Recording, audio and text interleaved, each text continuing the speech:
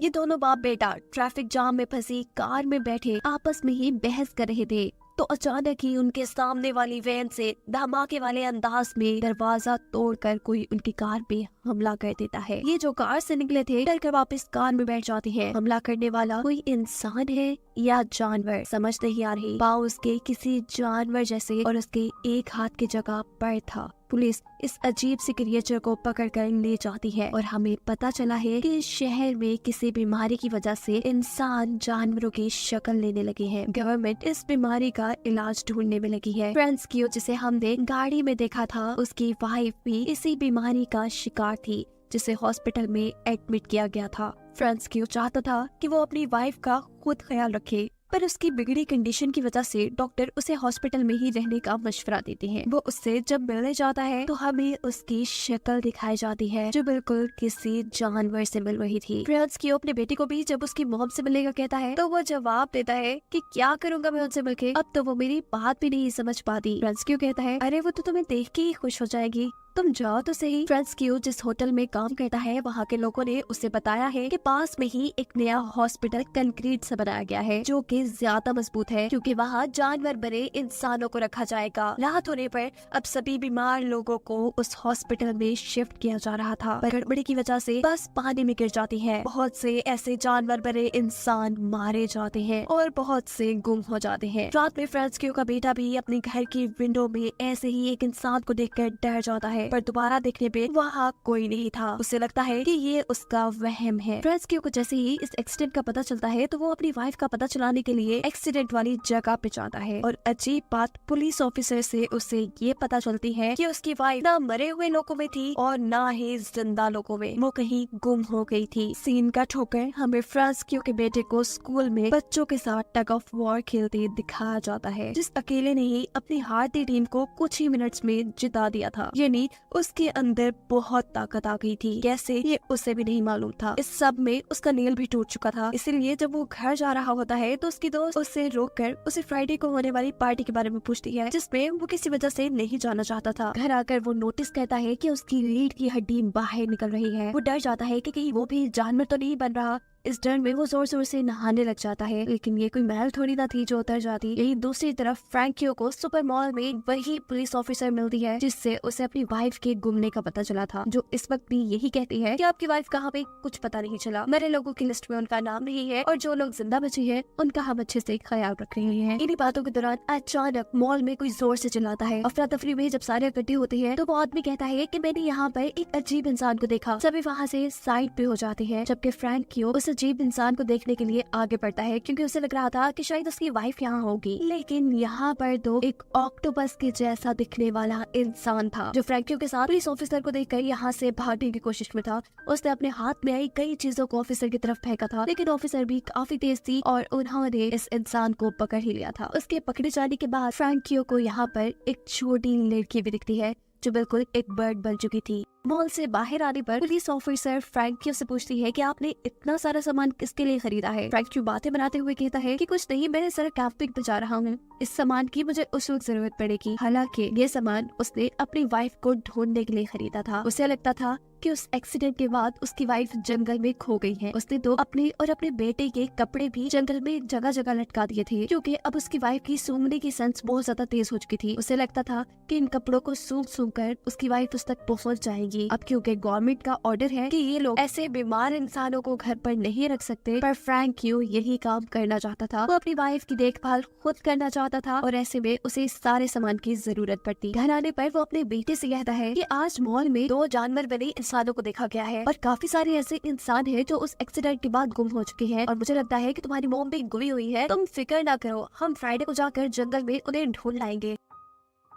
लेकिन अब तो फ्रैंकियो का बेटा फ्राइडे को एक पार्टी में जाना चाह रहा था क्योंकि आज उसे एक लड़की ने जो इस पार्टी में इनवाइट कर लिया था। फ्रैंकियो भी ना चाहते हुए उसे पार्टी में जाने की इजाजत देते हुए ये कहता है कि याद रखना 8 बजे से पहले तुम्हें घर आना है। इस पार्टी में सभी काफी मजे कर रहे थे और यहाँ अचानक ही फ्रैंकियो के बेटे को चक्कर आ जाते हैं। एक लड़की जो उसकी खराब हालत देखकर उसे टैबलेट देती है तो वो उस टैबलेट को खाने के बजाय किसी कुत्ते की तरह चाट लेता है, जिसके बाद वो बिना डरे जंगल में चला जाता है। सुबह जब उसकी आँख खुलती है तो वो जंगल में ही था। उसे ऐसे लग लग रहा था कि जैसे उसके गले में कुछ फंसा हुआ है। वो फौरन अपने घर आता है। उसके होंठ काफी ज्यादा बदल चुके थे, साथ ही उसका रंग भी बदल चुका था। उसके डैड जब उसे देखने के लिए उसके बाथरूम में आते हैं तो वो जल्दी से बाथरूम का दरवाजा बंद कर लेता है और अपने गले में हाथ डालकर कुछ निकालता है जो कि एक पंख था। ये लड़का अब समझ चुका था कि वो भी एक जानवर में बदलने लगा है। अब वो अपने डैड के साथ अपने डॉग को लेकर जंगल में अपनी मॉम को ढूंढने के लिए निकल पड़ता है। फ्रैंकियो का बेटा जोर जोर से यहाँ अपनी माँ को आवाज़ें दे रहा था, लेकिन जब उन्हें कोई नहीं मिलता तो थक हार कर ये लोग यही सो जाते हैं। आधी रात में इनका डॉग अचानक जोर जोर से भौंकने लगा था और वो एक दरख्त के पास जाता है जहाँ ऊपर एक बंदर बना हुआ इंसान। उसे जब ये लोग चेक करने के लिए जाते हैं तो अचानक ही फ्रैंकियो के बेटे के ऊपर एक ईगल बना हुआ इंसान हमला कर देता है। इससे पहले कि वो फ्रैंकियो के बेटे को मार देता, उसके होंठ देखकर वो समझ जाता है कि फ्रैंकियो का बेटा भी बिल्कुल उसी जैसा है, यानी जानवर में बदल रहा है और ये उसे नुकसान नहीं पहुंचाएगा। अलबत्ता इस ईगल बने इंसान ने फिर भी कुछ चोटें फ्रैंकियो के बेटे को पहुंचा दी थी, इसीलिए फ्रैंकियो अपने बेटे को हॉस्पिटल लेकर जाने लगता है। पर वो नहीं जाना चाहता था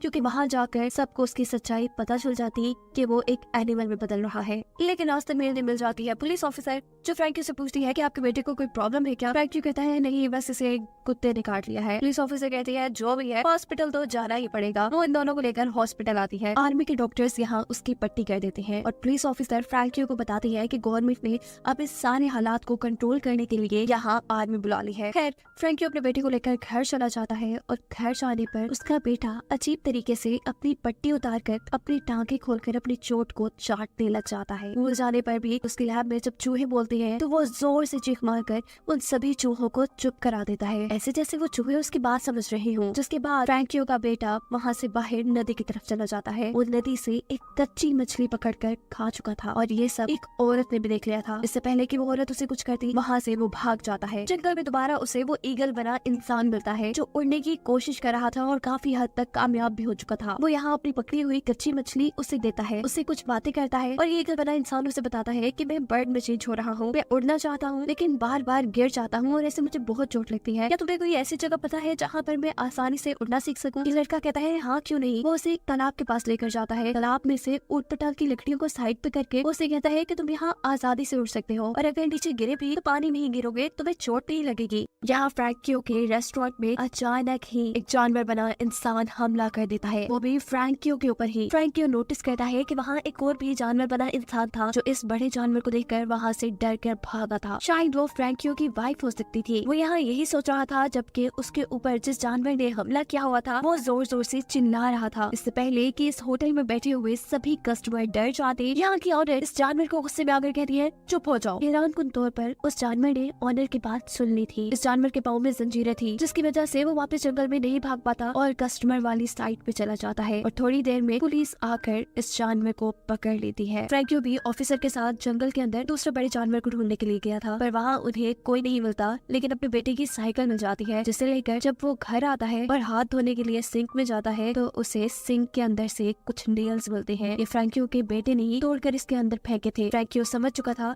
कि अब उसका बेटा जानवर में बदल रहा है। दिखाया जाता है कि क्लास में उसका एक टांग टूटकर गिर गया था जिसकी वजह से जब सब उसका मजाक उड़ाते हैं तो वो वहाँ से चला जाता है और पहुँचता है ईगल बने इंसान के पास। उससे बातें करता है, उसकी प्रैक्टिस देखता है और उसकी लगी चोटों पर पट्टियां करता है।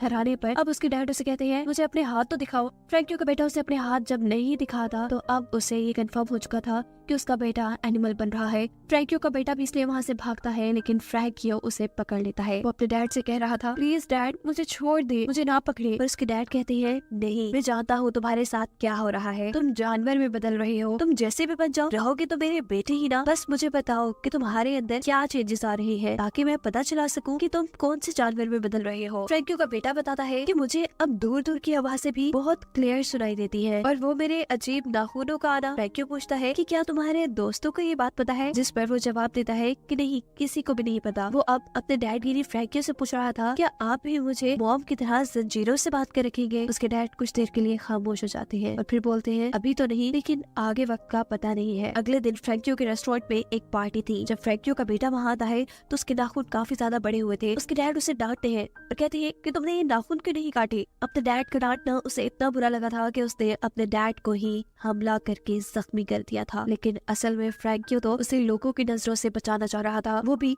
उसकी गर्दन पर कैंची रखकर उसे धमकी देता है नेल्स काटने की। और नेल्स काटने के बाद हम देखते हैं कि फ्रैंकियो का बेटा अब अपनी दोस्त से मिल रहा था। ये दोनों काफी करीब आते हैं। इस वक्त पर वो लड़की फ्रैंकियो के बेटे की रीढ़ की हड्डी को टच करती है और उससे कहती है कि मैं सब जानती हूँ तुम्हारे अंदर जो चेंजेस आ रहे हैं, लेकिन मुझे इससे फर्क नहीं पड़ता। यहाँ दूसरी तरफ इनकी क्लास फेलो को भी फ्रैंकियो के बेटे की सच्चाई पता चल चुकी थी। वो अब एक अजीब डिवाइस लेकर फ्रैंकियो के बेटे के सामने आता है, जिसकी आवाज इंसानों को तो कुछ नहीं कहती, पर जानवर उससे बहुत ज्यादा तंग हो जाते हैं। ये लड़का फ्रैंकियो के बेटे को बहुत तंग करता है और कहता है कि मैं तो तुम्हारी सच्चाई काफी अरसे से जानता हूँ। फ्रैंकियो के बेटे से रहा नहीं जाता और वो गुस्से में एक जोरदार थप्पड़ उस लड़के के मुंह पे मार देता है, ऐसे कि उसके गाल पे निशान पड़ गए थे।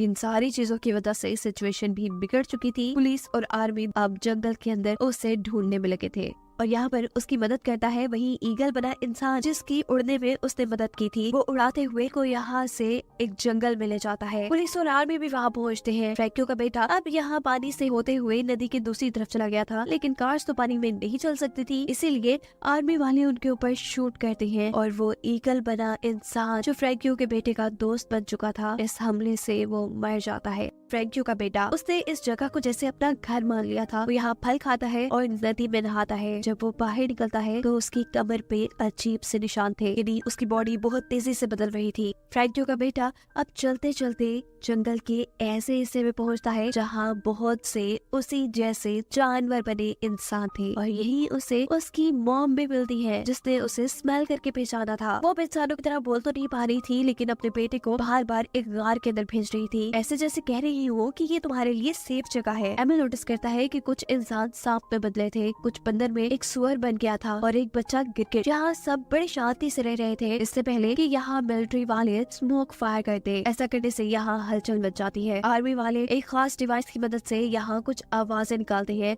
ऐसी आवाजें जो जानवरों को काफी परेशान करती थी। ये आवाजें फ्रैंकियो के बेटे को भी काफी परेशान करती है और ऐसे वो भी मिलिट्री वालों के हाथों पकड़ा जाता है। लेकिन वो बच्ची जो गिरगिट बनी थी वो पेड़ के ऊपर अपने आप को छुपाकर इनसे बच जाती है। पुलिस अब फ्रैंकियो के बेटे को लेकर शहर में आ चुकी थी, जहाँ पर उसके डैड पुलिस वालों से मिलते हैं और उन्हें कहते हैं कि ये मेरा ही बेटा है जो रात में वैसे ही जंगल में चला गया था। फ्रैंकियो का बेटा क्योंकि अभी तक इंसानों की तरह दिख रहा था, इसीलिए पुलिस वालों को शक नहीं होता। वो उसे एक पेपर देते हैं साइन करने के लिए। फ्रैंकियो का बेटा जब उसके ऊपर साइन नहीं कर पाता तो गुस्से में गुर्राता है और ऐसे पुलिस वालों को शक हो जाता है कि वो एक एनिमल में ट्रांसफॉर्म हो रहा है। वो उसे पकड़ने ही वाले थे, लेकिन यहाँ फ्रैंकियो पुलिस वालों को मारकर खुद उनके दिए पेपर पर साइन कर अपने बेटे को यहाँ से ले जाती है। जबकि वो ऑफिसर जिन्होंने मूवी के शुरू से ही फ्रैंकियो की मदद की थी, उन्हें अब पता लगता है कि कुछ तो गड़बड़ है, इसीलिए मिलिट्री अब उनका पीछा करने लग जाती है, जिसे देखकर फ्रैंकियो का बेटा घबरा जाता है और वो अपने डैड से पूछता है कि अगर इन लोगों ने पकड़कर मुझे हेल्थ सेंटर में बंद कर दिया तो क्या आप मेरे से मिलने आएंगे। फ्रैंकियो कहता है ऐसा हो ही नहीं सकता कि ये तुम्हें पकड़ पाए, मैं हूँ ना तुम्हारे साथ। यहाँ फ्रैंकियो का बेटा उसे ये भी बताता है कि मैंने जंगल में मॉम को देखा। फ्रैंकियो को भी ये सुनकर अच्छा लगता है। वो तेजी से अब अपनी गाड़ी को जंगल के बिल्कुल दरमियान में छोड़ देता है और अपने बेटे से कहता है जाओ तुम इस जंगल में आजाद रहना, तुम यही खुश रहोगे। बिना वक्त जाया किए फ्रैंकियो का बेटा वहाँ से भाग चुका था। फ्रैंकियो की आंखों में आंसू थे, खुशी के आंसू, क्योंकि उसने अपने बेटे को उनके ऊपर होने वाले गवर्नमेंट के टॉर्चर से बचा लिया था। और इसी सब के साथ ये कहानी यहाँ खत्म हो जाती है।